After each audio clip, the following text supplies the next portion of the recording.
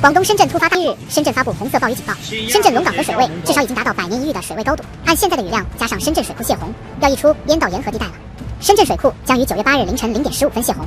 关于深圳水库排洪预警的紧急通告，由于连续降雨，深圳水库水位已接近汛限水位，于9月8日0时15分开始排洪，排洪流量为70至80立方米每秒。请福田区、罗湖区、龙岗区相关人员远离河道区域，并密切关注排洪信息，及时采取安全防护措施。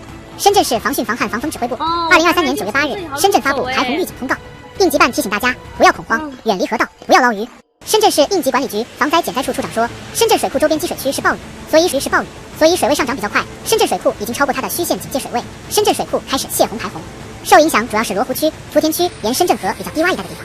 在这里提醒，沿深圳河低洼地的这些群众需要转移。另外，罗湖区和福田区要加强对河边的巡逻，特别提醒市民朋友不要进行下河捞鱼等活动。